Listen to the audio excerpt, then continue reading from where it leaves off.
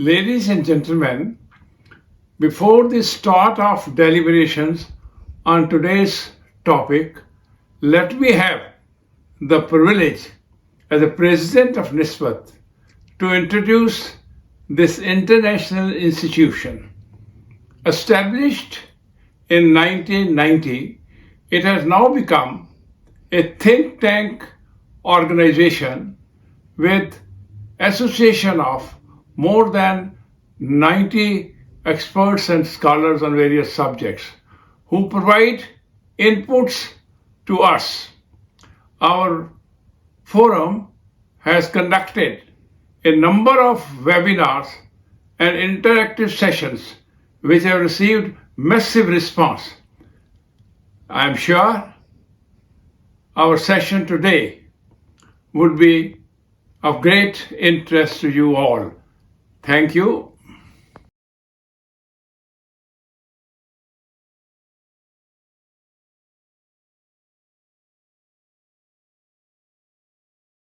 Ladies and gentlemen, NISSMAT presents the third dialogue on Hamas-Israel war. We are here to discuss this particular event today. I am C. Paul Singh, President NISSMAT, and the other speaker is Major General Retired Deepak Mehta, Director of NISSMAT. We'll start our dialogue, General. I'll just like to remind the audience as well as the General that we had covered in the first two dialogues as to how this war originated, and what stage it had reached about a week back. Today we are going to discuss further on this dialogue on the ongoing war, as well as major influence, if any, has been exercised by the Arab countries to bring about some humanitarian pauses or ceasefire. And we'll go on to discuss further about the UN latest Security Council's resolution of 15 to bring about this humanitarian pauses. With these words, I request General Deepak to go ahead and elaborate as to how the entire process of bringing about ceasefire or humanitarian pauses has been influenced or has not been influenced because of the pressure exercised by some Arab countries. So dilate on the pressure, if any, exercised by the Arab countries. Thank you, sir. Sir, the two major events which have taken place, besides the air strikes and the ground offensive by the Israelis, two major events have taken place in the recent past. On the 11th of November, there was a conference held in Riyadh of the Islamic countries. Basically, I'll just touch upon the major points which came up during this conference. There are basically 57 members of the Arab League, but I think only 22 attended the meeting as such. All the members, they wanted the war to end the fastest, but they didn't want to get into war themselves. They wanted someone else to stop the war. All right. Then the complete meeting was focused on the plight of the Palestinians. The meeting all the members called for immediate ceasefire, and various proposals were given to stop this war. One was to break the siege by the Israelis in Gaza. This amounted to a military action by the Arab forces. Second proposal was to impose an arms embargo on Israel. And the point is that there's some report to say that these countries have been importing arms themselves from Israel. And the third point which came up very seriously was this, they denounced the West double standards. Sir. No, carry on. The West double standard, we'll elaborate further on this subject also. Okay, sir. So they actually, in this complete saga in the Middle East, is actually abetted and supported by Iran. And not Iran directly, but the proxies of Iran, be it Hezbollah in Lebanon, the Hamas here, the Houthis in Yemen. So basically, the Arab countries also wanted to break this nexus of the militants who are waging the war in various places. The focus of the complete meeting was on economics. That was the major area. They said if the war carries on further, the economic aims will not be met. That is one of the reasons why none of these countries want to go into war. What is happening in between Israel and Palestine or the Hamas? Mr. Riasi, who was the president of Iran, urged the Muslim countries to send weapons for Hamas. This point was not taken very seriously and it was ignored. The next point was that some countries urged that diplomatic ties be broken with Israel. And the fact is, some countries have withdrawn the diplomats, the ambassadors, but no one wants to break ties with Israel. And so these are the basic points which came up during this meeting in Riyadh on the 11th of November. I like to intercept and bring another factor into the influence or indirect influence or pressure which can be exercised by these Arab countries. The militia groups which are operating in Iran, in Syria and Iraq, they have been causing problem to the United States. There have been a lot of cases, it was reported, that a number of times their drones, they went about flying on the bases, on the barracks of the US troops, which are based in Syria and Iraq. The militia action in Iraq, Syria, and Iraq reportedly with sometimes loaded explosive, sometimes unloaded drones, they have been going about. This created some mental pressure on the US too. It is said that sometime back, one of the drones, which was totally loaded with explosives, that landed on the top floor of a barrack where 3,500 US troops are based in Syria. What happened was that it did not detonate. The explosives did not detonate when the drone landed. Had the explosive detonated, it would have caused disasters to the troops of American troops which are based there. But there are viewpoints. They say whether the drones had been calibrated properly to explode or they had been calibrated not to explode. I mean, they say they never know that the calibration was done in such a manner so that the pressure is exercised, yet there's not much damage to the troops which are US troops posted there or based there.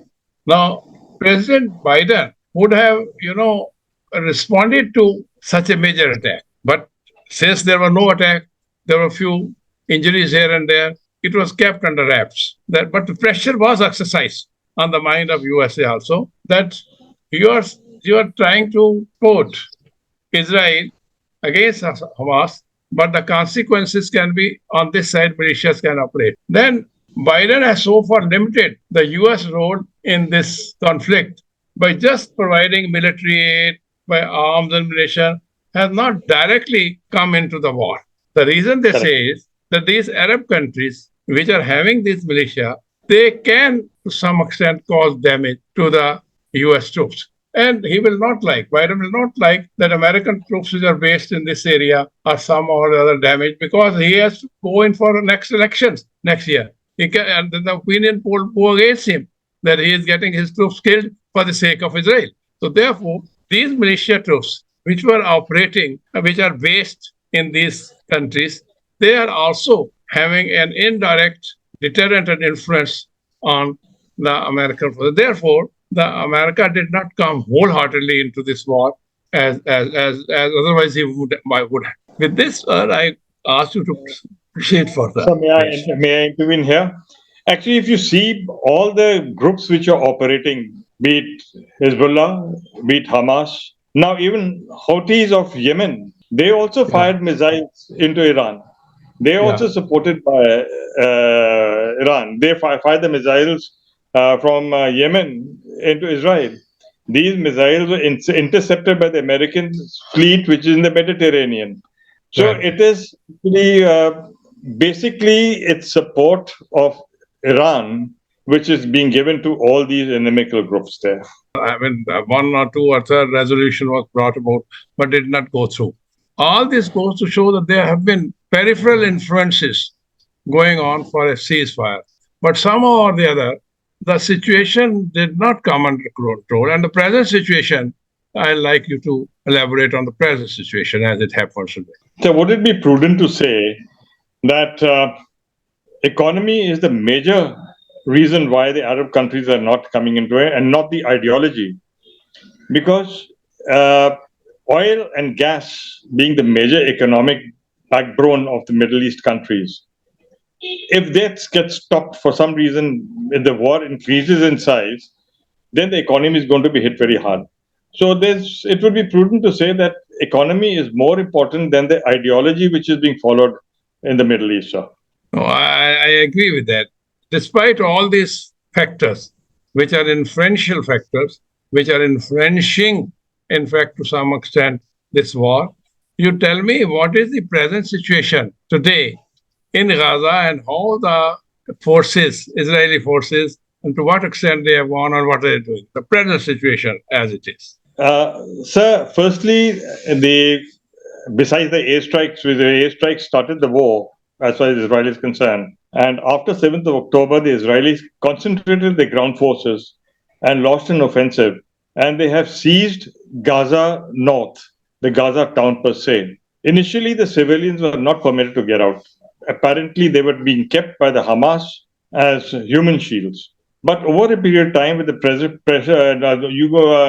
with this U.S. resolution, UN resolution, which came into being, corridors were open, and large number of civilians, I think over 50,000 or maybe more, from Gaza have moved further down south. Secondly, the Israeli Defense Forces have been targeting the Hamas strong points, where the weapons have been kept and where the Hamas troops are located. And the latest is that Ismail Haniyeh's house, which is in Gaza, has been destroyed by the IDF. I'd like to add here, you know about this particular so-called their commander, the chairman of the Hamas political board. He is supposed to be the chairman of Hamas political board, Ismail Haniyeh. Who has actually, they say, been instrumental in the first 7th October war also. They say it was under his guidance, the 7th October intrusion into Israel by the Hamas took place. This man is not living, as you know, in Gaza. Although his house or residence in Gaza has been completely bombarded, but he is not living he is living at the moment in Qatar, in Doha. Correct, sir. And he is leading a very luxurious life. Whereas the Gaza citizens, Hamas citizens, children, they are getting bombarded, they are getting killed, they are getting devastated. But this man, the chairman of Hamas political board, he is sitting comfortably with his luxurious life somewhere in Qatar, in Doha. Now, militant actions in Iran are from Syria and Iraq, and sending certain militia group also is, they say, to some extent. This man, chairman of Hamas political board, he also manipulates as to why and when these drones should go. She has to exercise pressure. So he's more of a political man sitting outside, but causing all the problems for the Gaza people, Gaza citizens, and all this. So my point is that when you mention that his house has been bombarded, this is of not much consequences as far as he is personally concerned. I mean, as far as the insignia is concerned, yes, the house of the chairman of Hamas political board has been bombarded. But what is the significance is only the significance as far as the house is concerned. He himself is not harmed. On the other hand, these forces have bombed, devastated some of the hospitals. I like to know your view, because particularly in the hospital bombardment which has taken place, there have been a lot of criticism as to why the children are being put in MRI room and this thing and operation theater, and you'd like to elaborate as to what is the viewpoint of these Israeli forces? What do they want to say about it? Sir, the reports which have come in is that the major command center of the Hamas was under Al-Shifa Hospital, and also one child hospital for the children. This command center was connected by a large number of tunnels. The Israelis have managed to destroy a very large number of tunnels, which were made by the Hamas. From 2007 onwards, they have been only making these tunnels. So the initial report said that when the Israeli raiding party was close to the hospital, the Hamas fighters came and engaged the Israeli troops, and they were liquidated. When the Israeli troops went into the hospital, they found military equipment, they found weapons, they found ammunition, Even some ammunition and weapons were found behind the MRI machine. So apparently, the Hamas was keeping the hospital administration, the doctors, also under threat, or they may be in connivance with the Hamas. One can't be sure of that, but I'm sure they must be under some tremendous threat, not to say so. That is the latest among that area, sir. Sir, there's another view which I like to bring to your notice. Have your view on that? Okay, this hospital, which was the main hospital in Gaza, is supposed to be the main hospital in Gaza. They were having loaded weapons, they were having ammunition, they were having everything at the basement of this hospital. Didn't the people, civilian or the patients or the doctors know about it? I mean, if that sort of thing was going on, and where were the intelligence of the Israeli troops? Where was the intelligence when they, let us say, they came to know about that only on attack? After attack, when they went inside, they said that there were bases, etc. When they attacked and they bombarded Al-Safa hospital and they went inside at that time, they said, here is the base, here is the basement, here is the ground floor, here is the MRI room. In the MRI room itself, where you have the X-rays and MRIs, there also they found weapons. Is it considered that it is sort of a very crude attempt on the part of Israeli forces to somehow or other convey to the people that we have not done anything to the hospital. We have not inflicted casualties of the children.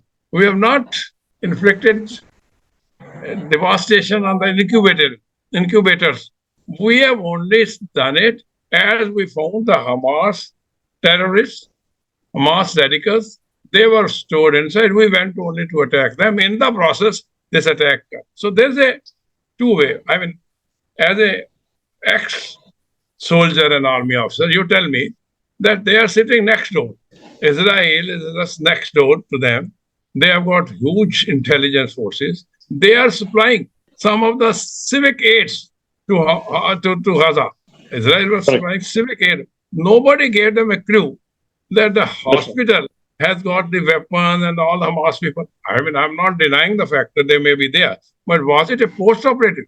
Once the operation started, after that, these people, the Hamas people thought that because of the hospital, probably the bombardment may not be done in the hospital. So they moved inside the hospital.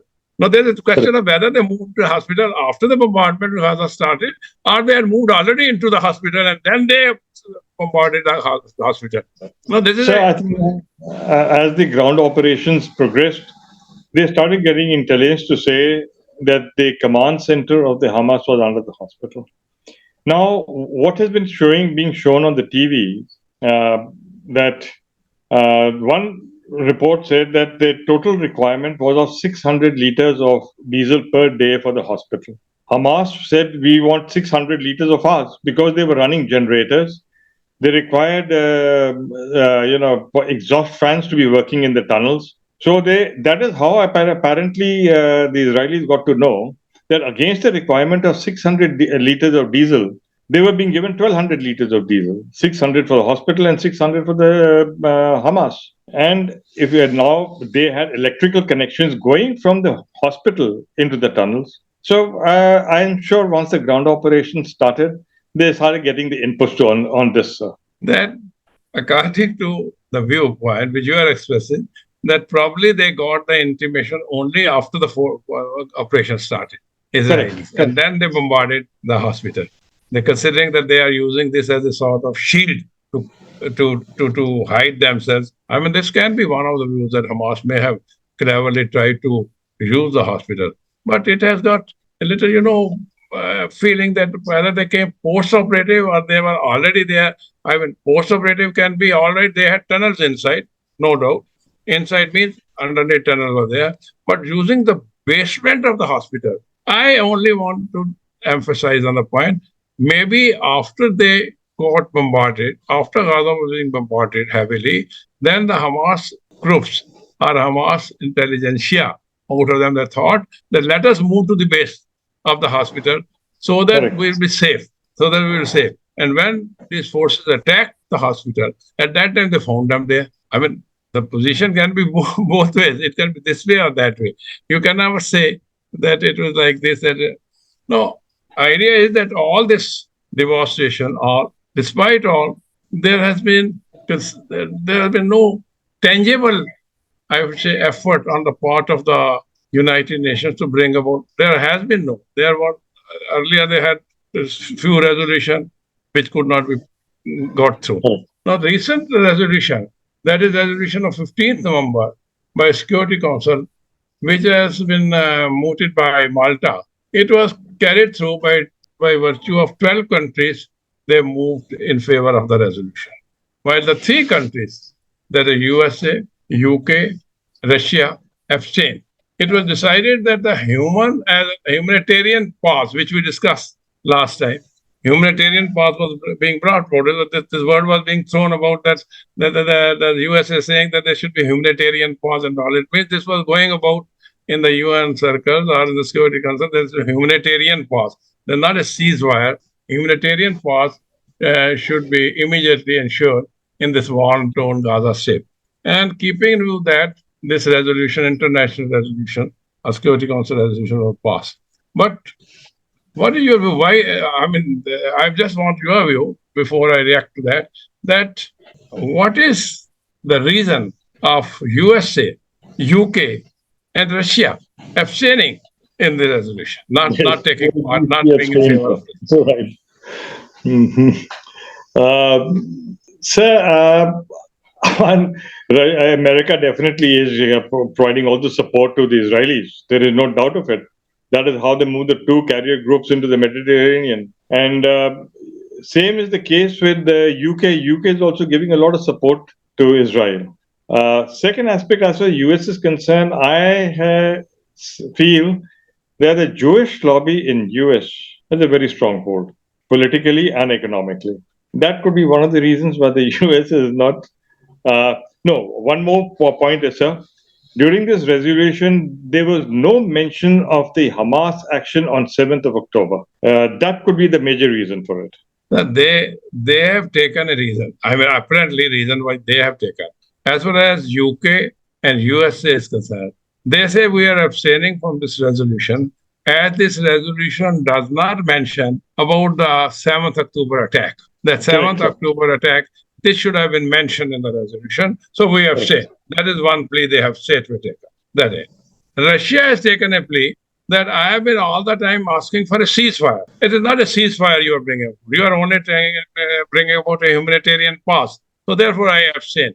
But this sort of abstaining from such a vital resolution, which is going to affect ultimately the entire regional balances, and also have a worldwide effect on the ramification. Russia got only 5 votes on this amendment, sir.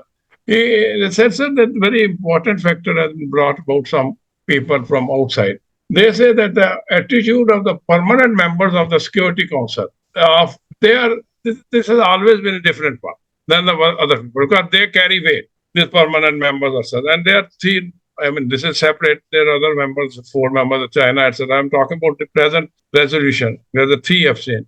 They say that the permanent members of the Security Council, they themselves, always feel that we have their own issues. Their own issues, they say. Their own parameters.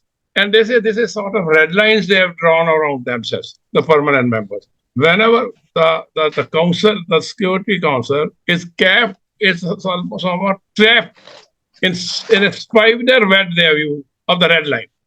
They say with the spider web, these red lines all around the Security Council. And they are just caught in this web and not emerge out, because this web has been created by the permanent members. So therefore, they say it is making us almost dysfunctional in the pressure side. But at the same time, their view is that not in this case. We have said that only these hostages were brought about. You have not mentioned the attack. You have not mentioned, and therefore we are abstaining. That is a plea they have taken.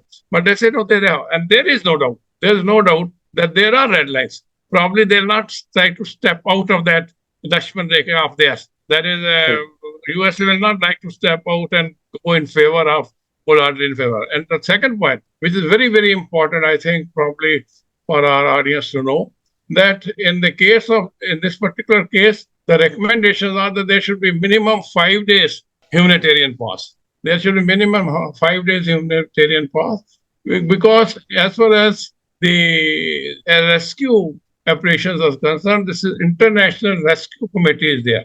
That International Rescue Committee desired a minimum ceasefire or humanitarian pause for 5 days to provide some aid to the afflicted people. We said in 5 days, if there is some sort of pause or ceasefire, we'll be able to push in some humanitarian aid. So this is one of the reasons that the 5 days has been laid down. But at the same time, I must at the same time end with one thing about resolution that has not been accepted by Israel. Israel has very clearly said that this resolution has no meaning. They say they have absolutely no meaning for us because we feel this is absolutely meaningless, as they have neither mentioned about the hostages, nor they have said anything as to what is going to be the further process of governance. Therefore, according to us, this resolution is neither favorable nor unfavorable. This is disconnected with reality. The word used by the Israelis that this resolution is disconnected with reality and meaningless for us. Therefore, it shall continue its operations, it seems to me. That means Israel will continue because they already know. So you finally conclude. If the operations continue, what could be the consequence? Since 1948, when Israel became an independent state, they have always been at war. They have been in 8 wars. It's not a joke. They have been at war in 1948, 49, 1956, 1967, 1973, 1978, 1982 to 2000, and Infidata in 2000. So actually, they have been constantly on war, and I think they want to finish off Hamas as a lesson to the others. Look, we will not leave you. That I feel is my way. So according to you, this is not going to be end. This resolution, as in that case, is not any sort of dictate, because they have not used the word anywhere. They say we desire. They said the word was changed. They said when the resolution started that we desire this. They said we call upon you. That the resolution, the word has been instead of desire, they call upon these forces to have a ceasefire for 5 days. So there's only a call given to the Israeli forces to have a ceasefire. Let us say how Israel at the moment Israel is adamant to go ahead, and as you say that Israel will like that we should finish Hamas once for all. But I also tend to agree with you that you can finish a particular group of terrorists, but as far as their mental attitude is concerned, as far as their ideology is concerned, it is very difficult to finish unless you go with on the negotiation and all. With these words, I would like to thank you very much for this enlightening dialogue with us this month.